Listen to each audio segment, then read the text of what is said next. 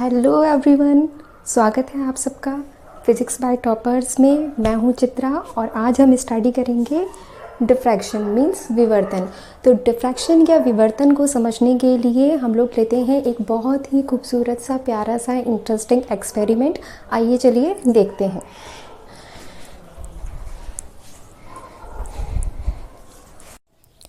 देखिए, डिफ्रैक्शन को स्टडी करने के लिए हमारे पास 3 एलिमेंट्स होने चाहिए। पहला होना चाहिए लाइट सोर्स। तो लाइट सोर्स के लिए मैंने यूज़ किया है ये मेरा मोबाइल का टॉर्च, और उसके साथ साथ में हमारे पास में होना चाहिए एक स्लिट। तो स्लिट के लिए मैंने ये कार्डबोर्ड यूज़ किया है, और इस कार्डबोर्ड के अंदर मैंने यहाँ पर कुछ का एक स्लिट बना दिया है।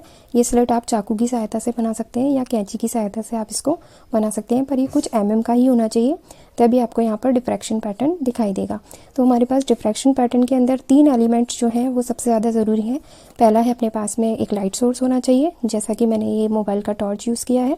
उसके साथ में एक स्लिट होना चाहिए, और उसके साथ में एक पर्दा या स्क्रीन होनी चाहिए, जो मैं एज ये वॉल जो है इसको यूज़ करूँगी। तो सबसे पहले हमने क्या किया, लाइट सोर्स जो है उसके सामने हमने इसको स्लिट को एक फाइनल डिस्टेंस पे रख दिया।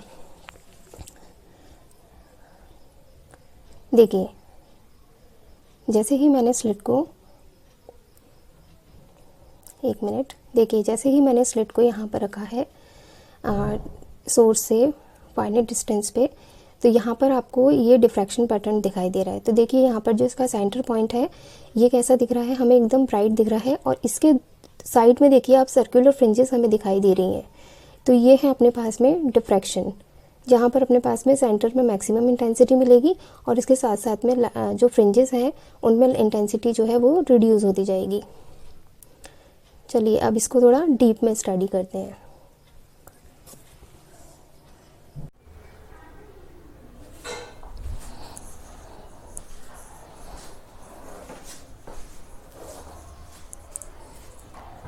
तो कैसा लगा आपको एक्सपेरिमेंट?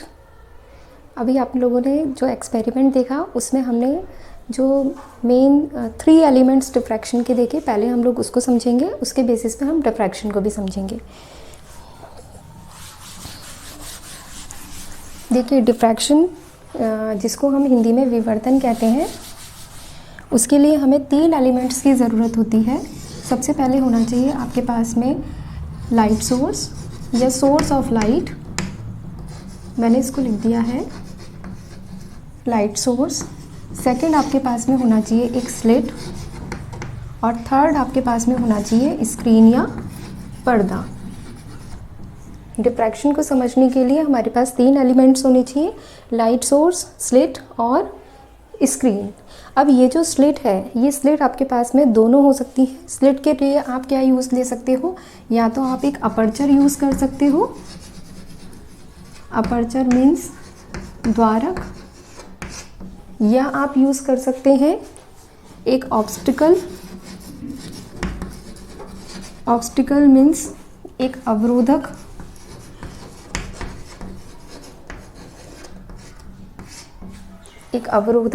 लेकिन ये जो अवरोधक है ये आपके पास में कैसा होना चाहिए, अपारदर्शी होना चाहिए। एक ऐसा ऑब्स्टिकल चाहिए हमें जो किसी भी टाइप से ट्रांसपेरेंट ना हो। ठीक है, अब हम लोग डिफ्रैक्शन को समझते हैं। सबसे पहले हमें क्या चाहिए, एक लाइट सोर्स चाहिए।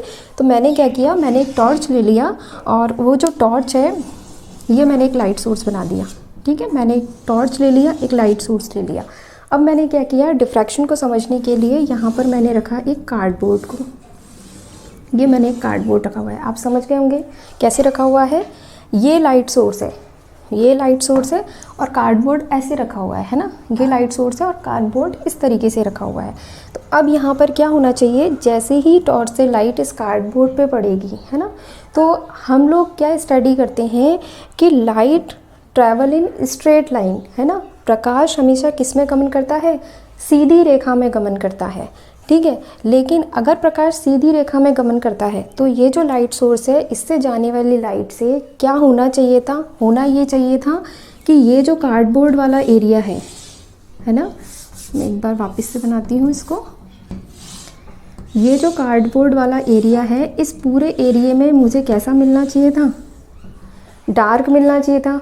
क्योंकि इस कार्डबोर्ड ने क्या किया, टॉर्च से आने वाला जो पूरा प्रकाश था, जो ये आने वाली लाइट थी, इसको रोक लिया, है ना। तो ये मुझे कैसा मिलना चाहिए था, ये मुझे मिलना चाहिए था परफेक्टली डार्क। कैसा मिलना चाहिए था, परफेक्टली डार्क।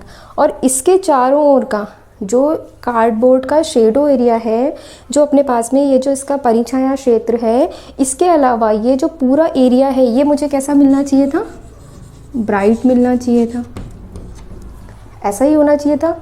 लेकिन डिफ्रैक्शन में क्या होता है, डिफ्रैक्शन में लाइट क्या करती है, जो भी आपके पास में कार्डबोर्ड है उस कार्डबोर्ड के किनारों से लाइट जो है वो मुड़ गई, है ना।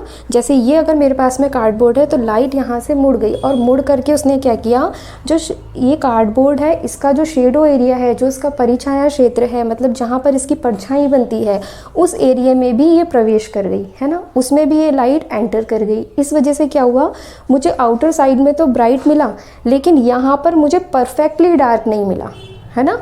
यहाँ पर मुझे लाइट की इंटेंसिटी कम मिलेगी, है ना, ब्राइट के कंपैरिजन में यहाँ डार्क मिलेगा, लेकिन वो डार्क परफेक्टली डार्क नहीं होगा, टोटल अंधेरा नहीं होगा।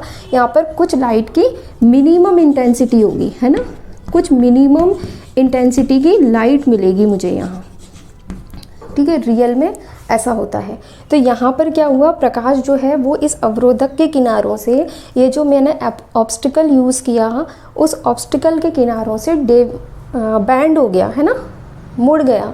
तो यहाँ पर अपने पास में जो प्रकाश के मुड़ने की घटना है उसी को हम क्या कहते हैं, डिफ्रैक्शन कहते हैं, ठीक है। और आप लोगों ने अभी जो एक्सपेरिमेंट देखा उसको भी हम देख लेते हैं। मैंने उस एक्सपेरिमेंट में क्या किया, यहाँ पर मैंने एक कुछ mm की एक स्लिट बना दी, है ना, कुछ mm की मैंने एक स्लिट बना दी। अब क्या हुआ, प्रकाश यहाँ से गया, प्रकाश इस स्लिट में से एंटर हुआ। स्लिट में से एंटर होने के बाद में यदि प्रकाश सीधी रेखा में गमन करता है, अगर लाइट जो है वो स्ट्रेट ट्रैवल करती है, तो होना ये चाहिए था कि मेरे पास में ये जो कार्डबोर्ड है, इस कार्डबोर्ड का जो स्लिट वाला एरिया है, केवल और केवल उसमें मुझे लाइट की मैक्सिमम इंटेंसिटी मिलनी चाहिए थी, है ना। और उसके बाद मुझे यहाँ पर कैसा मिलना चाहिए था, यहाँ पे परफेक्टली डार्क मिलना चाहिए था। यहाँ मुझे कैसा मिलना चाहिए था, परफेक्टली